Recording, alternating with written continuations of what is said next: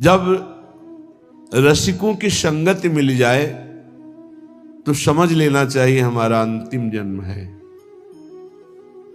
यदि समझ ठीक हो जाए और रसिकों की संगति पर महत्व बुद्धि हो जाए तो समझ लेना चाहिए अब हमारा आखिरी जन्म है। सत्संगति संस्कृति कर अंता, गोस्वामी तुलसीदास जी कह रहे हैं, बड़े भाग पाइब सत्संगा तो बिना ही प्रयास होई भव भंगा। यदि सत्संग मिल गया तो संस्कृति चक्र आवागमन का अंत है, इसीलिए संत का संग मिल गया। रसिकन की सत्संगति दीजे सुनिबो रस भरी बानी, क्योंकि उनकी रस भरी वाणी सुनने से हमारा जो मलिन मन है वो स्वाभाविक निर्मल होने लगता है। साधना में नवीन उत्साह आने लगता है। जहां हमारी गलती होती वहां हमको चुभते हैं सत्संग के वचन, जलन पैदा करते हैं, बार बार हृदय को जलाते हैं, तो हमारी गलतियां भस्म हो जाती हैं। गलतियों का, अपराध का जो पाप का दंड मिलना था वो सब नष्ट हो जाता है और पुनः गलती होने की संभावना नहीं रह जाती। ऐसा प्रायश्चित होता है सत्संग सुनने से। कुंजन को नित डोली बो दीजे, दीजो भोर बुहारी, मिलबे की ही माही चटपटी, प्रीति ही अति भारी।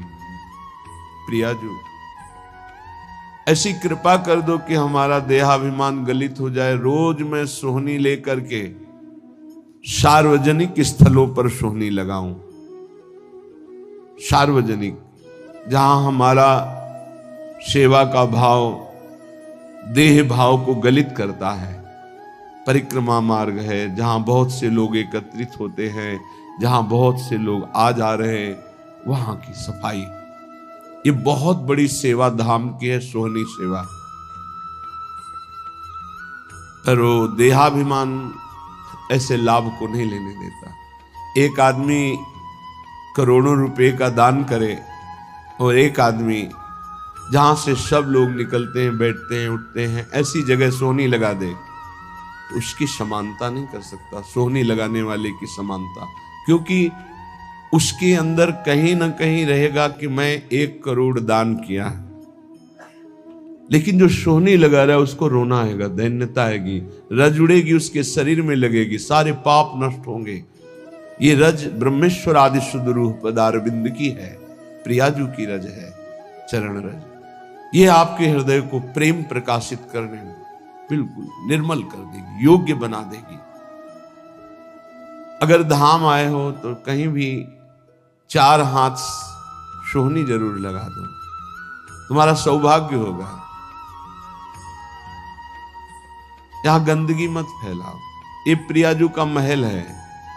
यहां जो भूल चूक से गंदगी फैला देते हैं उसको साफ कर दो, बड़ी कृपा होगी आपके ऊपर, बड़ी कृपा होगी यदि ऐसा आप करेंगे। पर वो देहाभिमान नहीं करने देता, धूल लग जाएगी। जो तुम्हारे कर्मों की धूल चटाने के लिए तैयार है, उसको मिटाने के लिए ये ब्रज धूल है। जैसी भट्ट धूल धूसर तन ये है आशा और धार। बड़े वो महान भाग्यशाली हैं जिन्होंने ब्रजरज के द्वारा समस्त कर्म बंधनों को छिन्न भिन्न कर दिया है। ये जल्दी समझ में नहीं आएगा। ब्रजरज लगाने की हिम्मत नहीं पड़ेगी पापात्मा को। देखते हैं कि अगर ऐसे हुआ भी तो ऐसे ब्रजरज लेकर ऐसे लौटने की, लगाने की, ये बहुत महापुरुषों के गूढ़ वचन हैं। रज का जरूर सेवन कीजिए, बहुत प्रार्थना, ये अमूल्य। समस्त ब्रह्मांडों में कहीं भी ब्रजरज की समानता करने वाली, कहीं की रज की महिमा नहीं कही गई, ब्रजरज की महिमा वर्णन की गई। स्वयं श्री भगवान 1 वर्ष तक शास्त्रों वचनों का रूप धारण करके संपूर्ण ब्रज 84 कोष की रज का स्वाद लिया। जब ब्रह्मा जी ने अपहरण किया तब भगवान ही स्वयं बछड़े बने। ये रज बहुत अपार करुणामयी है, सोहनी लगाने से स्वाभाविक ये रज का अभिषेक हो जाता है। और प्रिया जो देखती कि मेरे महल की टहल कर रहा है, बहुत कृपा होगी। संपूर्ण वृंदावन, संपूर्ण ब्रज हमारे प्रभु का निज घर है, निज घर है। कहीं भी सोहनी लगा रहे हो तो प्रभु के घर में लगा रहे हो। अम्बरीश जी और दुर्वासा जी, अगर साधना में देखा जाए तो दुर्वासा की समानता कदापि त्रिभुवन में कोई बिरला ही कर सकता है। अम्बरीश जी की तो बात ही जाने दो। अगर साधन पक्ष में देखो तो दुर्वासा जी, और समर्पण पक्ष में देखो तो अम्बरीश जी। अपने हाथ से सोहनी लगाते हैं, अपने हाथ से पोछा लगाते हैं, चक्रवर्ती सम्राट होते हुए भी। तो सुदर्शन चक्र उनकी रक्षा में है और उनको पता भी नहीं है। दुर्वासा जी दूर्वा रस पान करते हैं, केवल वलकल की लंगोटी लगाते हैं, 60-60 हजार वर्ष की समाधि धारण करते हैं। कोई साधारण महात्मा नहीं, लेकिन कहीं न कहीं साधन पक्ष का बल है। और अम्बरीश जी के हृदय में सावई मनः कृष्ण पदारविंदयो, केवल श्री कृष्ण चरणारविंद में मन अर्पित करके निरंतर चिंतन, दैन्य भाव, ये आत्मसमर्पण बहुत जोर का होता है। इस सोहनी लगाना, प्रभु के लिए पोछा लगाना, ये बहुत बड़ी बात है। देहाभिमान इसी से गलित होता है। कुंजन को नित डोलिबो दीजो, दीजो भोर बुहारी। रोज हम सोहनी लगावें, कहीं ना कहीं लगावें, एक नियम बना ले थोड़ा सोहनी लगाने का। अपने लोगों को का नियम था, पूरा हित धाम को करते हुए परिक्रमा मार्ग मदन टेर के सामने तक ऐसे पूरा साफ कर, पद गुनगुनाते हुए जो सोहनी लगाने में सुख मिलता है ना, अलग अलग स्वाद होता है भजन का। जैसे एक ही खोए को बहुत प्रकार से हम स्वाद लेते हैं, कुछ पेड़ा बना के, कुछ लड्डू बना के, कुछ उसी खोए के विविध प्रकार की मिठाइयां बनती, ऐसे ही भजन का विविध स्वाद है। माला लेकर एकाग्रता पूर्वक जप करना, सत्संग सुनना, सोहनी पोछा लगाना, भगवत सेवा करना, साधु सेवा, ये विविध प्रकार से उसी भगवदानंद का रसास्वादन है। श्री भोरी सखी जी कहती हैं, प्रिया जो ऐसी कृपा करो कि ब्रज में वास मिले, वृंदावन वास मिले, और आपके कुंजों में रोज सोहनी लगाने का सौभाग्य मिले। ये संपूर्ण वृंदावन ब्रज ये कुंज निकुंज है। कोटि प्राण नित बारी बोदी जय, देखत चरण छटारी। वैसे तो मुख्य 5 प्राण हैं और 5 प्राण सहायक है, तो 10 प्राण कहे गए हैं। लेकिन अगर करोड़ों प्राण होते और न्योछावर करते, उस न्योछावर के बदले में श्री जी के गोरे चरणारविंद को एक बार देखने का सौभाग्य मिलता तो सस्ता सौदा है। प्राण दिए यह प्रेम न पइए, क्योंकि श्री जी के चरणों से प्रेम प्रवाहित होता रहता है। सत्प्रेम सिंधु मकरंद रसौग धारा, प्रेम धारा गोरे चरणारविंद से ही प्रवाहित हो रही है, प्रियाजू के चरणों से। लालजू का प्रेम ही प्रियाजू है। इसलिए एक रसिक महान पुरुष ने कहा कि श्री कृष्ण का प्रेम बिना प्रियाजू की कृपा के मिल ही नहीं सकता। उन्होंने विनोद में कहा, श्री कृष्ण के पास तो प्रेम है ही नहीं, वो तो प्रियाजू है। तो एक उपासक ने प्रश्न किया आके हितधाम में कि उन्होंने ऐसे कैसे कह दिया, हमें बड़ी जलन हुई कि श्री कृष्ण के पास प्रेम ही नहीं है। तुमको शब्द बोलिए, आप वही शब्द बोलिए जो वो बोले हो, क्योंकि आप मिलावट कर दोगे तो अर्थ नहीं निकल पाएगा। वो जीव के तो शब्द वो बोले, तुमको देखो उनके शब्दों में झांक के देखो क्या कह रहे हैं। श्री कृष्ण के पास तो प्रेम नहीं, क्योंकि श्री कृष्ण का प्रेम तो मूर्तिमान प्रियाजू के रूप में विराजमान है। तो बिना प्रियाजू के चरणों की आराधना के प्रेम कैसे प्राप्त हो जाएगा। क्योंकि प्रेम रूप तो सांद्रानंद घन प्रेम मूर्ति किशोरी। ललित रंगीली गाइए ताते प्रेम रंग रस पाइए। प्रिया जी कोई और थोड़ी है, लालजू के हृदय का प्रेम जब रूप धारण किया तो लाडली जू के रूप में हुआ। कोटि प्राण नित बारी बो दीजे, देखत चरण छटारी। जैसे जो केवल श्री कृष्ण उपासना में अभी प्रवेश नहीं पाए हैं पर भक्ति करते हैं, वो जब सुनते हैं कि लालजू मोर मुकुट पधराते हैं श्री जी के चरणों में, तो हमने देखा वो चूंकि अभी प्रारंभ है उनकी भक्ति का, तो भगवान ऐसा कैसे कर सकते, भगवान कैसे ऐसा कर सकते। ठीक है, लेकिन प्रियाजू तो लालजू तो भगवान है ना, भगवान ऐसे। यही है तुम्हारी प्रारंभिक दशा जिससे तुम नहीं जान पा रहे। अरे वो सेन नाई के लिए राजा के चरण चापने पहुंच गए, वो अपने भक्त के लिए सारथी बने बैठे हैं, वो अपने भक्त की मल भरी लंगोटी धो रहे हैं, वो प्रियाजू के चरणों में महावर लगावे तो कोई आश्चर्य की बात है। अरे प्रेम समुद्र प्रभु अपने प्रेम का दुलार कर रहे हैं, तुम्हें आश्चर्य लग रहा है।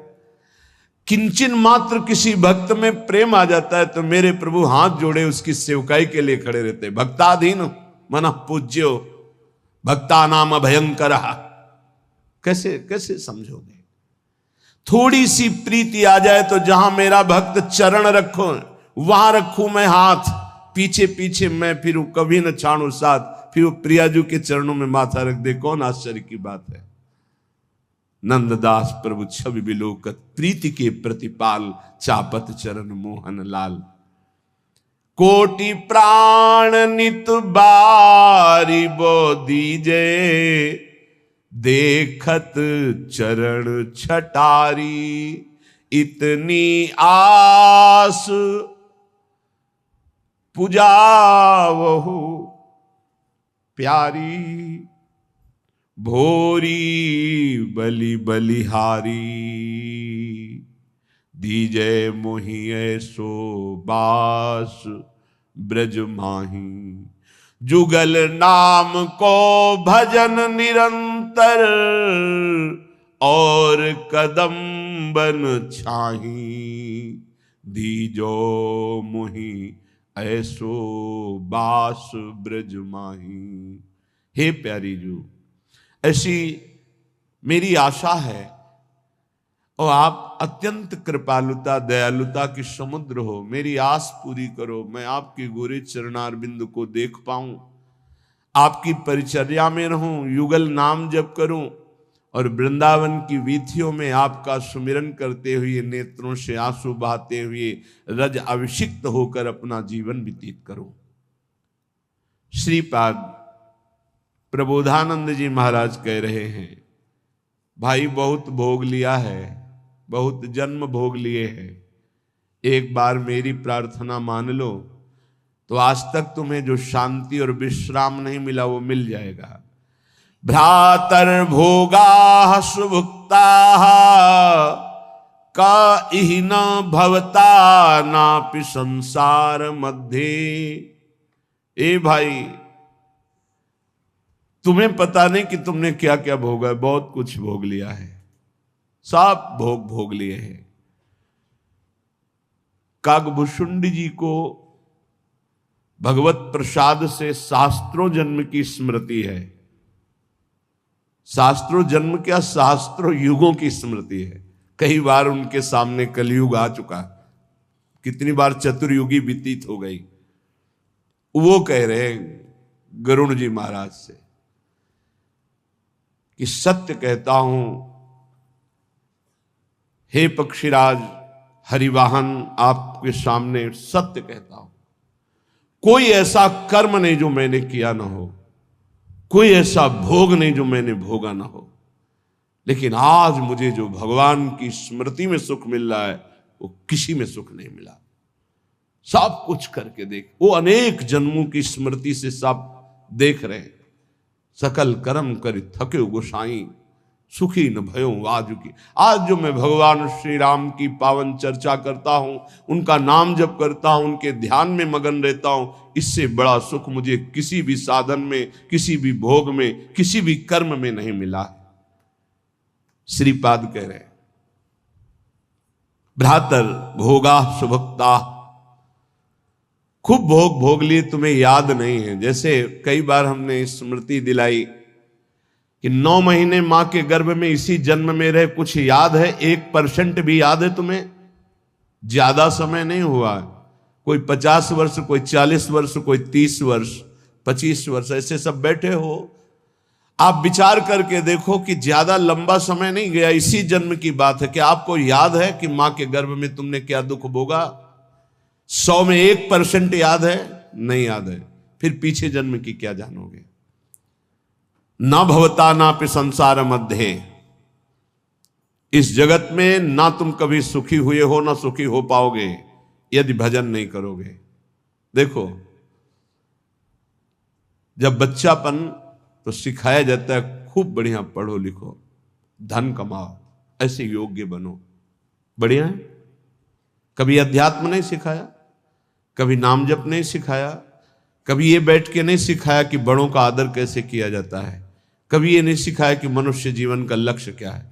अब वो पढ़ाई लिखाई में गए, व्यसन सीख गए, व्यभिचार सीख गए, अच्छी नौकरियां पाई, पैसे हैं, और फिर घर में आकर के उन बूढ़े माता पिता को जो चलने लायक नहीं है, दरवाजा बंद करके वो ऐसी दुर्दशा करते, मारते हैं, पूछो मत।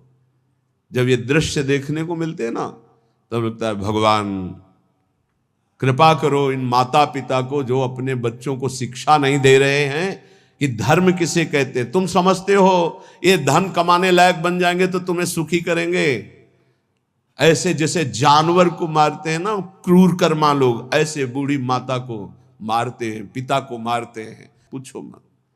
तब लगता है ये जानवर पैदा हुए हैं, ये मनुष्य रूप में पशु पैदा हुए हैं।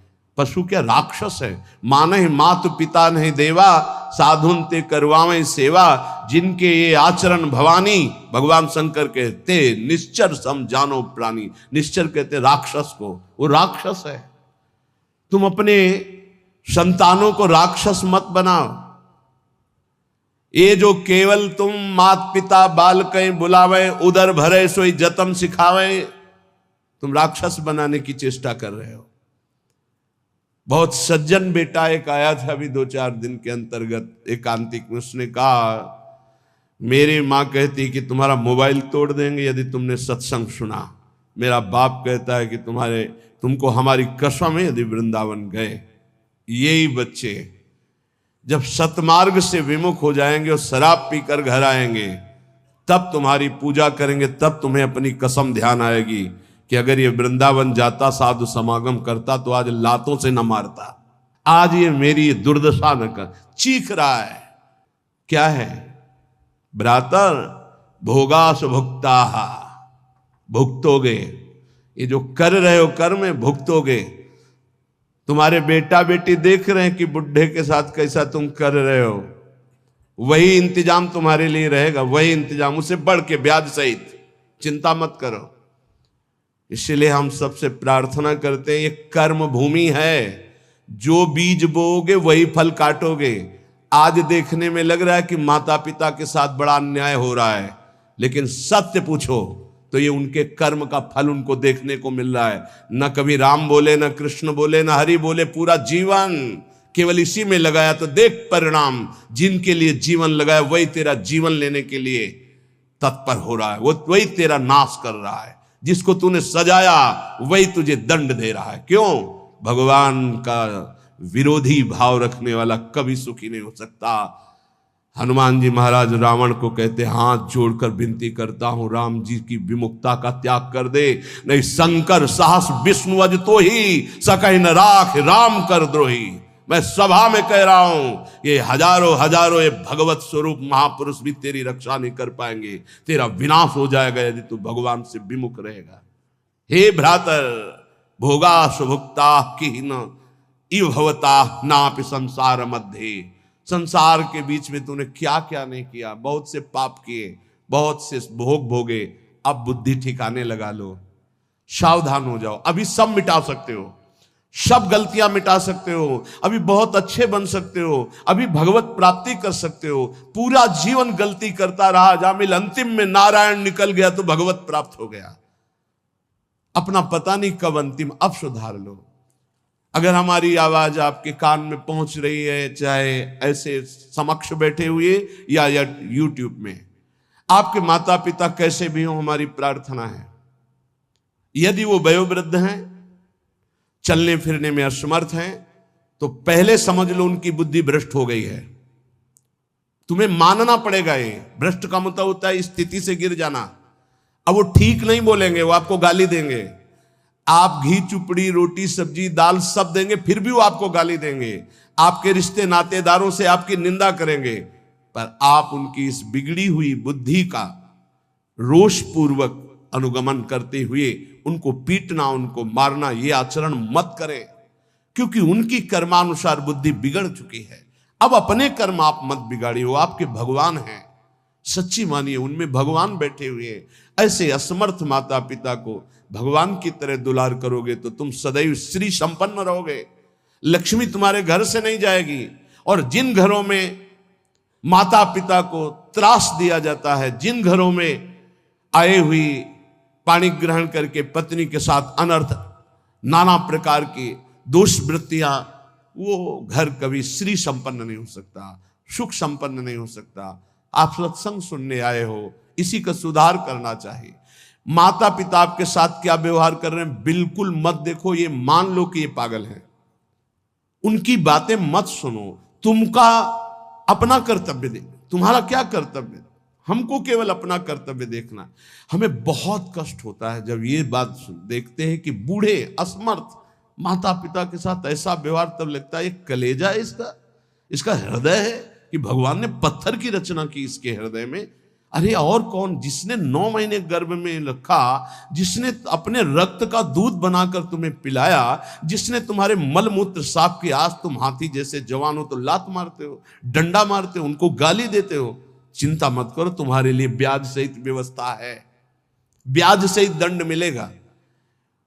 अगर तुम्हें थोड़ा भी ये पता है कि भगवान है तो इतना समझ लो उनके वचन भी हैं, अवश्य में वो भोक्तव्यम कृतम कर्म शुभाशुभम, शुभ और अशुभ कर्मों का भोग भोगना पड़ता है। फिर माता पिता ये तो साक्षात भगवान है, इनके प्रति ऐसा ये कुछ भी बोले। हमने देखा है वयोवृद्ध आदमी की बुद्धि पतित हो जाती। पतित अगर जीवन भर भजन नहीं किया ना, तो पतित का मतलब होता है स्थिति से गिर जाना, भ्रष्ट होने का मतलब होता है गिर जाना। अब उसको जो बोलना चाहिए वो नहीं बोल पाएगा। उस समय हमको क्रोध नहीं करना कि हम तो इतना खवाते पिलाते हैं, ये हमारी निंदा करते हैं। ये हम बहुत गूढ़ बात आपको कह रहे हैं। जिसने अपने माता पिता की सेवा कर ली, उसने भगवान को प्रसन्न कर लिया। उनके नाराज रहने पर, उनके गाली देने पर, उनके तिरस्कार करने पर भी। पर हमारी प्रार्थना है, हम जो शब्द कह रहे हैं उसे ध्यान से सुनिए। जो माता पिता असमर्थ हो चुके हैं, चलने फिरने लायक नहीं है, उनके वर्ताव और उनके कटु वचनों पर ध्यान न दिया जाए, उन्हें भगवान की तरह पूजन करके उनकी सेवा की जाए। जितने दिन जिए खूब मेहनत करके कमाओ, उनको खाओ पियाओ, कपड़ा लत्ता, सुखपूर्वक जीवन, तो तुम्हारा लोक और परलोक दोनों बन जाएगा। ये शब्द हम शर्त इसलिए रखते हैं कि जो माता पिता अपने कर्तव्य का पालन करना नहीं जानते हैं और अभी चल फिर रहे हैं, मनमानी आचरण करते हैं, गंदे विचारों का पोषण करते हैं, पोषण करने वालों का शोषण करते हैं, ऐसे माता पिता के लिए नहीं कह रहे। हम उन असमर्थ माता पिता के लिए कह रहे हैं कि जिनकी वास्तविक बुद्धि बिगड़ चुकी है, शरीर सेवा में समर्थ स्वयं नहीं रह गया है। अब हमारा कर्तव्य बनता है वो गाली दे, वो पड़े पड़े हगे, तो भी हमें उनकी सेवा करनी चाहिए। निश्चित भगवान प्रसन्न हो जाएंगे, निश्चित। हमने आपको कई बार उदाहरण में बताया है महाभारत का प्रसंग। एक महात्मा कश्यप नाम के थे, तो एक वृक्ष के नीचे बैठे ध्यानस्थ थे। जब एक बगुली बीट कर दिया तो ऐसे माथे से गिरा, तो ऐसे देखा और रोष पूर्वक देखा तो भस्म हो गई, आग लग गई और जलकर राख होकर गिर गई। उनको लगा मेरी तपस्या बहुत पावरफुल हो गई। एक घर में गए, भिक्षामदेहि, एक साध्वी, भगवत भावपरायण, पति को भगवान मानने वाली पतिव्रता देवी निकली, प्रणाम किया। ब्राह्मण कुछ क्षण रुकिए, अभी मैं आपको भोग लाई। जेव ही वो घर गई तो दूसरे दरवाजे से उसके पति आ गए। बिल्कुल ध्यान से सुना, अपने पति को साक्षात भगवान मानना, अपने पति की ही आराधना में तन्मय रहना, ये पातिव्रत बड़ा महान धर्म है। इसी से भगवान शंकर, ब्रह्मा और विष्णु को 6-6 महीने के बालक अनसुईया जी ने बना दिया था। लेकिन ये बहुत दुर्लभ बात है जो अपने देह को पावन करके, एक पति को समर्पित करके आजीवन वो देवी, ये भारत यति और सतियों का देश है। धर्म की यहाँ जय जयकार सदैव होती रही, होती रहेगी। हाँ, थोड़ा कम ज्यादा अंतर पड़ता रहेगा। अब आज क्या धर्म को समझे जो बॉयफ्रेंड गर्लफ्रेंड ये दलित दुराएं दिमाग में बैठ गई है, ये क्या समझेंगे कि धर्म किसे कहते, पातिव्रत धर्म किसे कहते, एक पत्नी व्रत किसे कहते हैं, जिसका पाणी ग्रहण किया, आजीवन निर्वाह किया। अब वो पति सेवा में पति को बैठालना, उनको जल पिलाना, फिर इसके बाद कहा भगवान आपके घर में एक अतिथि भगवान उस दरवाजे पर आए, आदेश हो तो मैं उनका स्वागत करूं, भिक्षा दे दूं। कहा तत्काल जाइए, तत्काल जाइए। वो कुछ फल फूल अन्न आदि लेके गए। इतना विलंब क्यों किया?